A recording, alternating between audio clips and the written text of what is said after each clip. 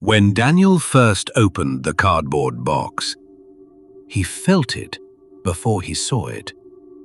Something in the tiny, trembling puppy's eyes warned him. Rain slammed against the window, thunder cracked, and inside that box, a brown little body shivered, not just from the cold. The shelter volunteer had said, "He just needs patience and kindness." Daniel nodded, but his mind wandered elsewhere. At first, everything seemed fine. The dog, whom Daniel named Rusty, followed him everywhere. Rusty wagged his tail even when Daniel ignored him. He slept beside Daniel's bed. He waited by the door every evening. But Daniel wasn't a patient man. When Rusty barked too much, Daniel shouted. When Rusty chewed something he shouldn't have, Daniel got angry. When Rusty tried to play, Daniel pushed him away. He stopped taking Rusty on walks. He stopped filling his water bowl on time. Rusty slowly became quieter. The neighbors sometimes heard Daniel yelling, "Rusty disappears." One night, after another long day, Daniel lost his temper again. Rusty had scratched the door while trying to get inside from the cold. Daniel dragged him to the yard and locked the gate. "Stay there!" he shouted. Rusty didn't bark. He just looked at him. That was the last night Rusty was seen alive. The next morning, the yard was empty. The gate was still locked. Daniel searched for him for a few minutes, but quickly gave up. "Probably ran away," he muttered. But something felt wrong. That night, Daniel heard scratching at his bedroom door. Slow, soft. Scratch, scratch, scratch.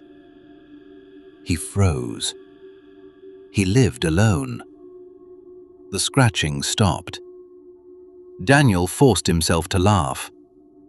"Old house," he whispered. But when he opened the door, the hallway lights flickered. On the wooden floor, near his feet, were faint, muddy paw prints. Small ones. Every night, at exactly 2:17 a.m., Daniel heard the sound of paws walking across the living room floor.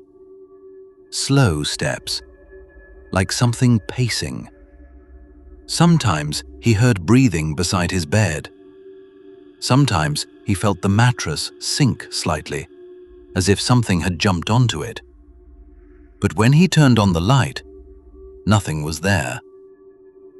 The worst part was the sound. Whimpering. Soft. Hurt. Lonely. Coming from inside the walls. Daniel stopped sleeping properly. Dark circles formed under his eyes. He checked every window and door. He even changed the locks. Still, every night at 2:17 a.m., it began again. Scratch, scratch, scratch.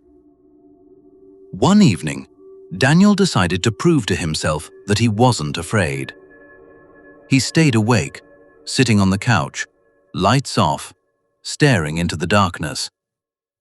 2:16 a.m. The air suddenly felt cold. 2:17 a.m. The television turned on by itself. Static filled the screen.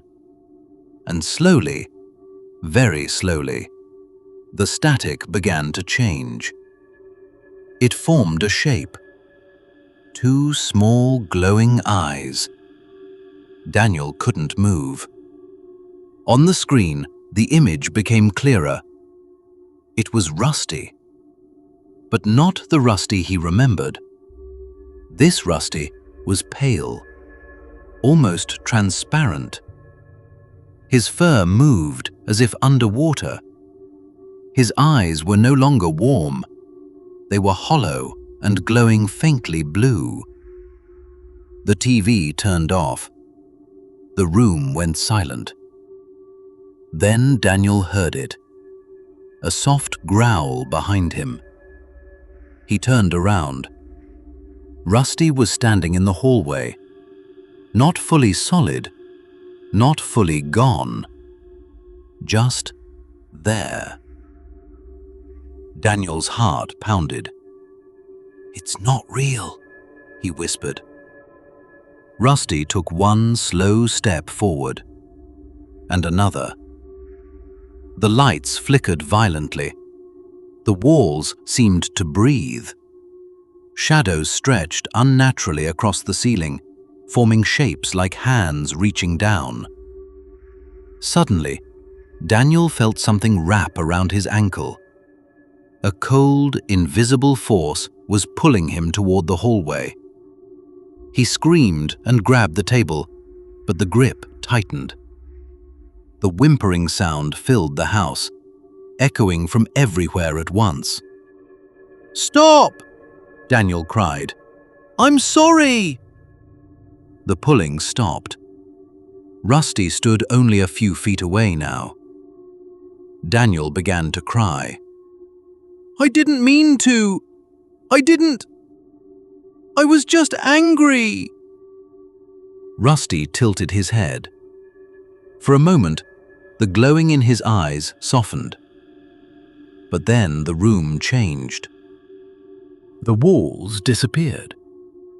Daniel found himself standing in his own yard. It was that same cold night. He saw himself yelling. He saw Rusty shivering. He saw the gate close.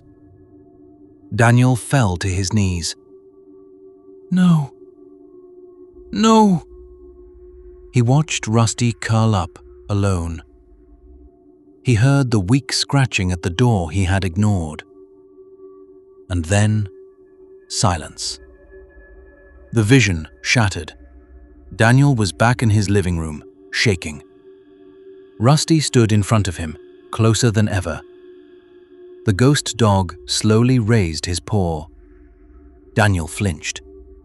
But instead of pain, he felt something else. A heavy weight on his chest. Not physical, emotional. Guilt, regret. Every unkind word, every ignored moment, every act of impatience. It pressed down until he couldn't breathe. Rusty's spirit began to fade. Before disappearing completely, the ghost dog let out one final sound. Not a growl, not a bark, a soft sigh. And then he was gone. Last lesson / closure. The haunting didn't stop, but it changed. Daniel no longer saw Rusty clearly. Instead, every time he did something cruel, something small would happen. If he shouted at someone on the phone, he would hear a distant whimper. If he ignored someone asking for help, he would see muddy paw prints on the floor. If he felt anger rising, he would hear scratching at the door. Rusty wasn't trying to hurt him. Rusty was reminding him. Daniel slowly began to change. He volunteered at an animal shelter. He donated food and blankets. He learned patience. But no matter how much good he did, at 2:17 a.m., he still woke up.